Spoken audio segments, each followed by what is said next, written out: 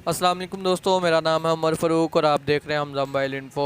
तो अगर आप भी अपना मोबाइल पीटीओ से प्रूव करवाना चाहते हैं तो ये वीडियो आपके लिए है। वीडियो को डाउनलोड कर लें, सेव कर लें ताकि वीडियो गुम ना हो जाए। और अगर आप मेरे चैनल पर नए हैं तो मेरे चैनल को सबसे पहले सब्सक्राइब कर दें और बेल के आइकन को जो सा प्रेस कर दें। तो सबसे पहले आपने जो सा अपने मोबाइल का प्ले स्टोर जो ओपन कर लेना। प्ले स्टोर को ओपन करते साथ ही आपने सर्च बार के ऊपर पीटीए की जो सी ऐप है, जो सी पीटीए की ड्रिप्स ऐप है, इसको आपने डाउनलोड कर लेना। पीटीए सर्च करके डाउनलोड करते साथ आपने इधर से जो सा अपना मोबाइल पीटीए की तरफ से अप्रूव करवा लेना है। पीटीए की नई पॉलिसी आई है जो कि 3 माह के लिए हर मोबाइल को नॉन पीटीए से पीटीए कर रही है, सिर्फ 3 माह के लिए।